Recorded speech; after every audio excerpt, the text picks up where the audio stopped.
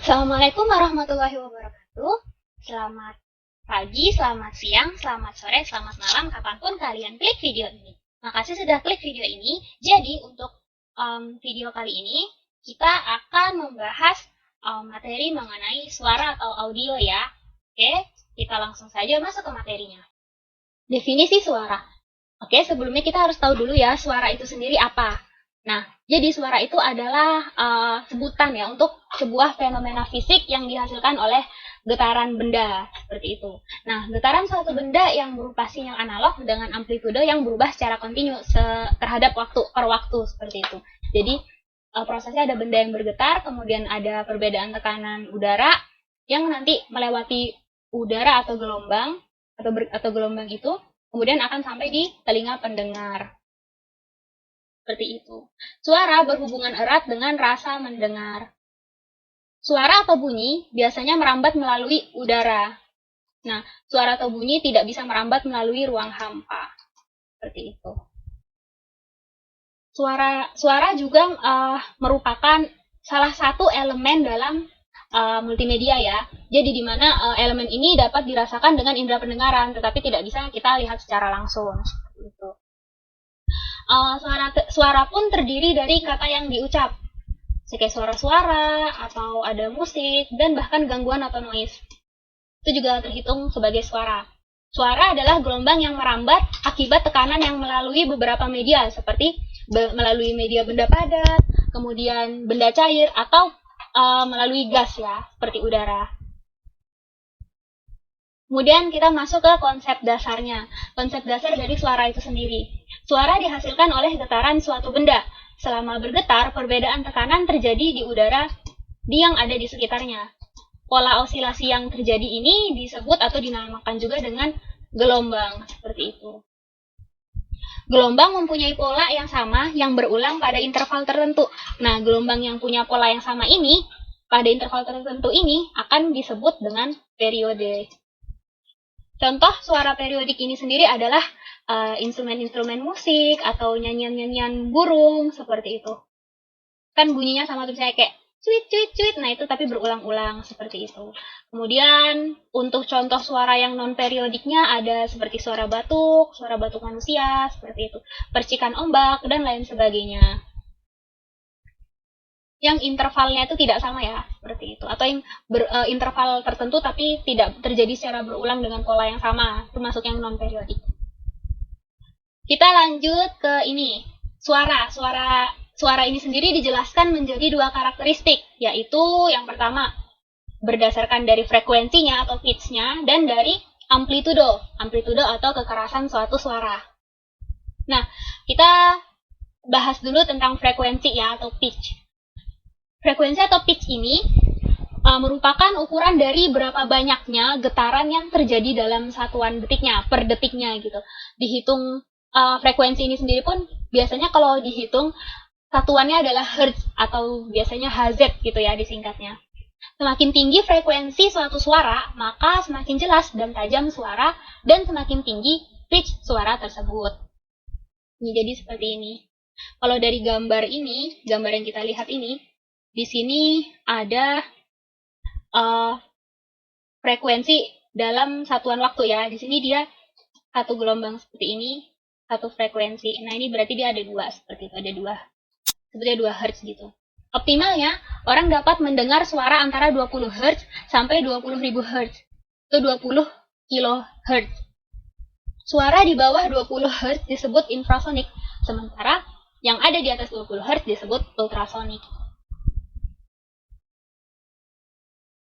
Berdasarkan frekuensi itu sendiri, suara dibagi-bagi lagi ya menjadi infrasound yang frekuensinya di antara 0 sampai 20 Hz. Kemudian ada pendengaran manusia, pendengaran kita ini dapat menjangkau 20 Hz sampai 20.000 Hz atau 20 kHz. Kemudian ada ultrasound. Nah, di sini kita udah mulai tidak bisa mendengar lagi suara-suara tersebut. 20 kHz hingga 1 GHz. Kemudian ada hypersound 1 GHz hingga ke 10 THz. Manusia membuat suara dengan frekuensi antara 50 Hz hingga 10.000 Hz atau 10 kHz. Sinyal suara musik memiliki frekuensi 20 Hz hingga 20 kHz. Kemudian sistem multimedia yang sedang kita pelajari ini ya, sistem multimedia rata-rata menggunakan suara yang berada dalam range pendengaran manusia. Karena kan yang dituju saat membuat multimedia ini manusia, sudah pasti harus yang dalam range pendengaran manusia. Kemudian, suara yang berada pada range pendengaran manusia disebut audio dan gelombangnya sebagai acoustic signals. Suara di luar range pendengaran manusia dapat dikatakan sebagai noise atau ribut gitu ya, getaran yang tidak teratur dan tidak berurutan dalam berbagai frekuensi hingga tidak dapat didengar oleh manusia. Kemudian untuk amplitudo ya, di sini seharusnya kita sudah masuk amplitudo. Amplitudo atau kekerasan suatu suara. Amplitudo merupakan simpangan maksimum suatu gelombang dari posisi keseimbangan. Semakin besar amplitudo, maka semakin besar suara yang dihasilkan. Nah, di sini keras lemahnya bunyi atau tinggi rendahnya gelombang ya, amplitudo itu. Kemudian satuan amplitudo adalah desibel atau dB. Kemudian bunyi dapat merusak telinga jika tingkat volumenya lebih besar dari 85 desibel. Dan pada ukuran 130 desibel akan mampu membuat hancur gendang telinga. Seperti itu. Kemudian di sini ada, kita masuk ke tipe-tipe suara dalam multimedia. Jadi tipenya tuh terdapat 2 tipe suara, yaitu audio digital dan MIDI. Audio digital itu sendiri adalah audio yang menangkap sampel gelombang analog yang kemudian diubah menjadi audio digital. Sementara untuk MIDI ini singkatan dari Musical Instrument Digital Interface. Jadi MIDI ini lebih ke suatu cara untuk membuat instrumen musik ya. Gitu. Kalau misalnya perbedaannya ini, kalau audio digital biasanya memerlukan tempat penyimpanan yang lebih besar dibandingkan MIDI. MIDI ini ibaratnya gampangnya gini sih, kalau audio digital itu kita membuat suaranya itu dengan cara merekam suara yang ada, terus kita jadikan digital, kita masukkan ke komputer seperti itu untuk diolah lebih lanjut atau diedit. Sementara untuk MIDI kita membuat sendiri instrumen musiknya, misalnya dengan aplikasi apa, atau misalnya kayak kita dengan keyboard seperti itu, yang sudah dihubungkan dengan komputer. Kita lanjut untuk ke audio digital dulu. Jadi ini beberapa hal terkait audio digital ya. Yang pertama, audio digital merupakan proses perubahan dari sebuah gelombang suara ke dalam angka atau binary. Jadi suara yang ditangkap itu suara atau gelombang suara yang ditangkap itu akan dirubah dulu menjadi angka atau binary untuk disimpan di dalam komputer. Kemudian suara yang didigitalkan merupakan sampel suara yang disimpan sebagai informasi digital dalam bentuk satuan bit atau byte. Kemudian kualitas audio digital yang ditangkap tergantung pada tingkat sampling rate-nya atau frekuensinya, dan berapa banyak angka yang digunakan untuk mewakili nilai dari tiap sampel atau bit depth.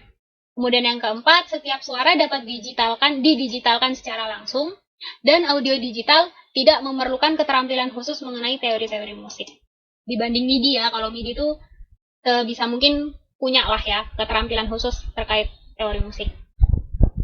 Nah ini, yang tadi yang seperti yang saya jelaskan, jadi ada gelombang udara, gelombang suara seperti itu ya, di dalam udara ada dalam bentuk bervariasi. Kemudian kita tangkap menggunakan mikrofon seperti itu. Nah, nanti dari mikrofon ini dia akan menjadi dalam bentuk analog ke digital, akan dikonversikan seperti itu menjadi bentuk-bentuk bilangan binary. Kemudian misalnya disimpan dulu ya di dalam komputer seperti itu. Disimpan dulu di dalam komputer. Nah, nanti kalau ingin dikeluarkan juga bisa dikonversikan lagi sebaliknya dari digital menjadi analog, kemudian melewati kembali di suatu voltase gitu, kemudian ditampilkan lewat speaker seperti itu. Suara yang didigitalkan merupakan sampel suara yang disimpan sebagai informasi digital dalam bentuk bit atau byte seperti yang saya jelaskan di depan tadi. Kualitas perekaman digital tergantung pada tingkat sampling rate-nya, yaitu berapa sering sampel yang diambil per detiknya atau per hertz-nya, dan berapa banyak angka yang digunakan untuk mewakili nilai dari tiap sampel. Nah, ini. Representasi suara. Gelombang suara analog tidak dapat langsung direpresentasikan pada komputer, seperti itu. Jadi gelombang suara ini harus dimanipulasi terlebih dahulu hingga dapat diubah ke dalam bentuk digital. Nah, komputer mengukur amplitudo pada satuan waktu tertentu untuk menghasilkan sejumlah angka. Tiap satuan pengukuran ini disebut sampel. Ini kita balik ke audio digital tadi. Sampel suatu suara dapat disimpulkan bahwa ini untuk gambaran sampling rate-nya seperti itu. Jadi, yang pertama, semakin tinggi sampling rate, seperti ini, suatu gelombang, semakin banyak pengukuran yang diambil membuat kualitas suara lebih baik. Seperti ini ya. Banyak kan, seperti itu. Kemudian semakin rendah tingkat sampling rate suatu gelombang, semakin sedikit juga pengukuran yang diambil membuat kualitas suara semakin rendah lagi. Seperti itu. Yang ketiga, jika semakin tinggi sampling rate suatu gelombang, maka kualitas suara lebih baik dan ukuran file suara akan menjadi lebih besar. Salah satunya itu ya. Jadinya semakin besar kualitas suara akan membuat file suaranya juga semakin besar ukurannya. Seperti ini contoh untuk sampling rate yang tinggi dan yang rendah. Ini. Dia berbentuk kotak-kotak seperti ini. Nah, di sini untuk kualitasnya ya, salah satu contohnya. Misalnya untuk telepon, sample rate-nya adalah 8000 Hz. Dengan dia dalam bentuk bitsnya 8 bits. Di sini saja dia mono.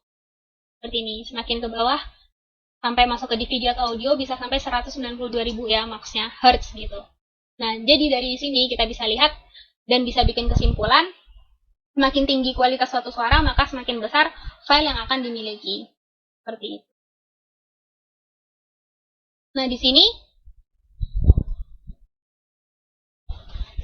Nah, di sini berikut adalah cara menghitung untuk menentukan ukuran dalam byte dalam recording digital. Misalnya untuk di sini ada dua rumus ya. Ada untuk recording mono, yaitu dengan rumusnya sampling rate-nya dulu, nanti dikali durasi recording atau durasi perekamannya, dikali bit resolusi per 8-nya, dikali 1. Untuk recording stereo, sementara untuk recording stereo, di sini sampling rate-nya dulu, dikali durasi recording, dikali bit resolusi per 8, dikali 2. Maksudnya gimana nih? Nah, sampling rate ini di sini ya, ketentuannya seperti ini. Sampling rate ini sesuatu yang dalam satuannya hertz, seperti itu. Nanti kita bisa lihat. Kemudian nanti di sini, durasi recordingnya adalah dalam satuan detik, berapa detik dia direkam atau diambil sampel suaranya itu. Kemudian ini, dengan ketentuan 1024 bytes, sama dengan 1 kilobyte KB. Kita coba langsung masuk di soal saja dulu ya. Nah, teman-teman bisa lihat di sini ada contoh soal untuk kasus sampling tadi ya. Ukuran byte dalam recording digital.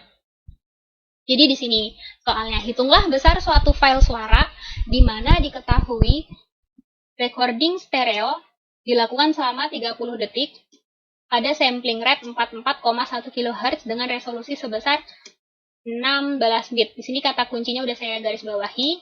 Ada stereo 30 detik, sampling rate 44,1 kHz dan 16 bit. Stereo ini lawannya mono. Kalau mono 1, stereo ini 2, seperti itu. Jadi kata kuncinya ini. Nah, di sini berarti kita bisa pakai rumus yang ini, yang stereo. Bedanya apa sih? Bedanya ini ya. Kalau stereo dia di belakang ini nih. 2 itu untuk di belakang ini.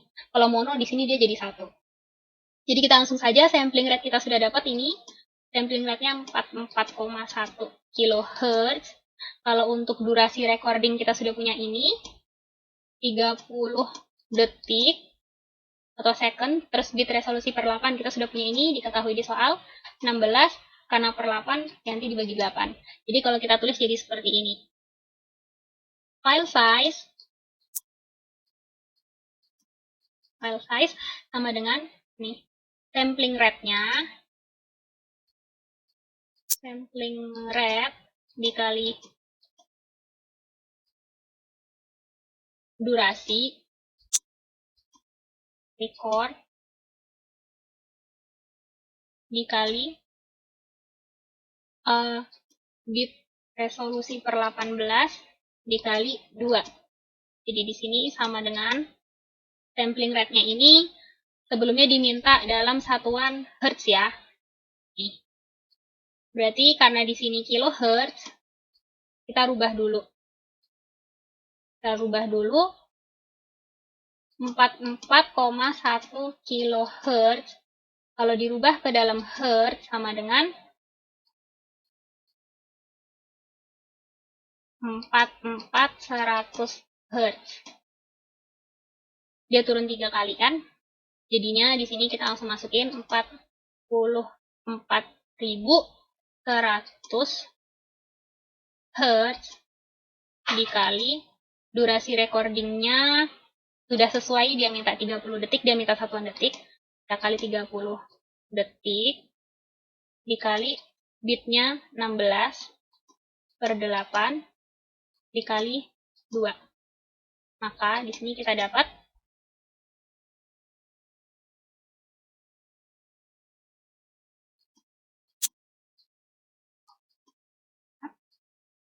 ini kita kali ya 5.292.000 byte. Seperti itu. Tapi kalau kita mau lebih enak ya, kita jadikan, karena tadi dia minta di sebelumnya diminta dalam satuan kilobyte, jadi kita harus rubah terlebih dahulu. Dengan ketentuan tadi, di sini teman-teman bisa lihat 1024 sama dengan 1 kilobyte. Berarti yang ini 5.292 byte ini harus kita rubah dulu. Saya lanjut di sini. File size sama dengan 5.292.000 per 1024 sama dengan 5.167 kilobyte. Seperti ini. Itu untuk perhitungannya ya.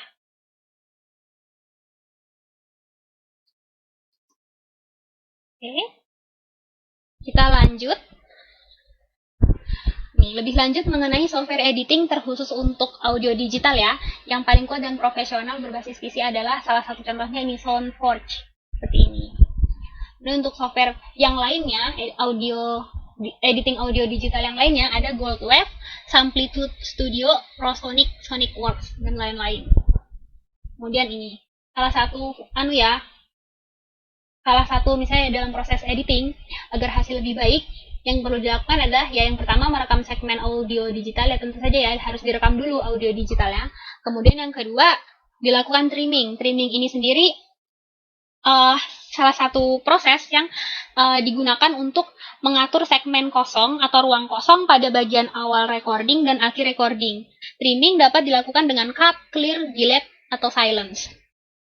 So, itu dia bisa seperti itu. Kemudian yang ketiga, splicing dan assembly.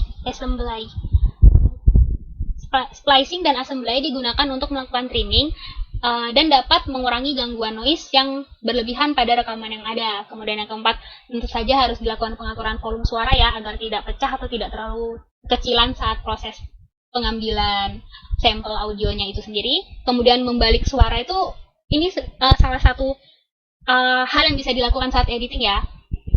Teknik memanipulasi suara dengan cara dibalikkan suara yang sudah didapatkan tersebut.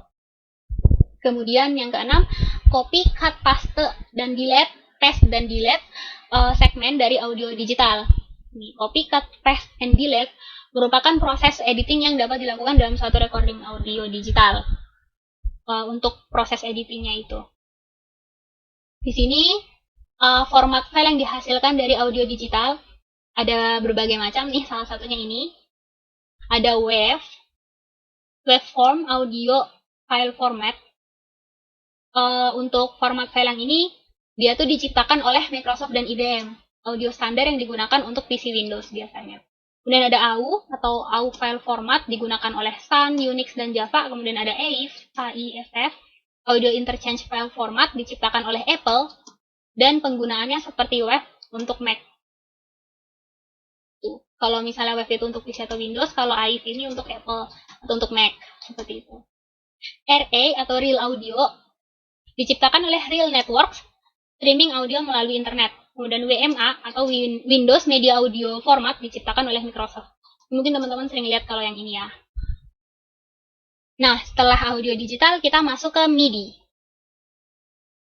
Ini MIDI. Nah, MIDI ini sendiri bukan merupakan suara digital, jadi melainkan representasi instrumen musik yang disimpan dalam bentuk numerik. File MIDI lebih kecil dari audio digital. File MIDI tidak dapat digunakan untuk memutar dialog lisan. Nah, file MIDI juga mudah dilekatkan pada halaman web sehingga dapat dimainkan lebih cepat. Yang kelima, file MIDI dapat diedit dengan mudah tanpa mengubah pitch musik atau menurunkan kualitas video. Yang keenam, MIDI dalam suara didukung dengan synthesizer yang dapat menghasilkan musik yang sintetis dan disertakan soundboard. Kemudian MIDI memerlukan keterampilan khusus mengenai teori musik. Kebalikan dari audio digital tadi ya.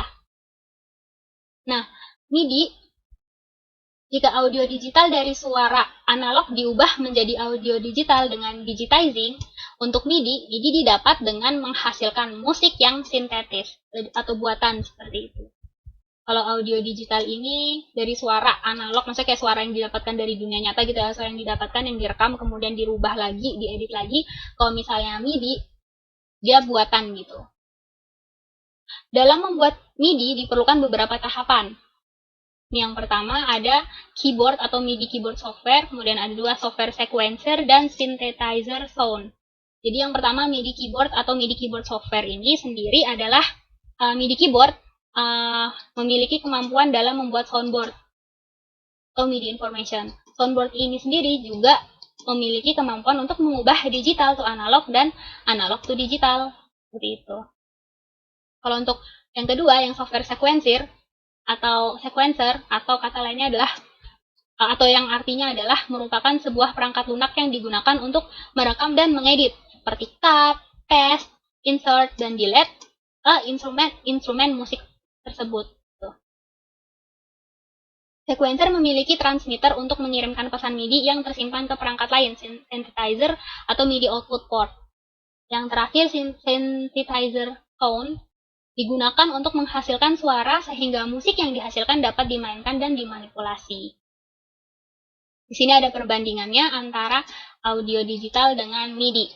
Perbandingan yang pertama dari segi ukuran file. Kalau MIDI ini ukurannya cenderung file yang kecil, lebih kecil. Sementara audio digital karena prosesnya diambil dari dunia nyata dan bergantung pada perangkat-perangkat yang dipakai untuk merekam, jadi ukurannya cenderung lebih besar-besar seperti itu. Kemudian untuk proses pembuatannya, MIDI termasuk sulit dilakukan karena butuh alat-alat khusus ya, misalnya kayak keyboard gitu kan, dan semacamnya gitu ya. Sementara untuk audio digital mudah banget nih untuk dibuat, ya tinggal direkam kan, dilakukan proses sampling suara, direkam, kemudian sudah bisa masuk, sudah bisa jadi suara tersebut, tinggal dilakukan editing jika perlu. Dari sisi editing untuk MIDI sendiri mudah dilakukan ya saat proses editingnya. Sementara untuk audio digital sulit dilakukan. Kenapa disebut sulit dilakukan? Karena terkadang terekam suara-suara yang tidak dibutuhkan, tidak diinginkan seperti itu. Untuk memotongnya agak susah seperti itu, atau untuk ngeditnya lebih susah seperti itu. Kemudian yang keempat adalah kemampuan khusus, diperlukannya kemampuan khusus. Untuk MIDI ini diperlukan kemampuan khusus nih, terutama kemampuan dari teori-teori musik itu tadi ya. Sementara untuk audio digital tidak diperlukan.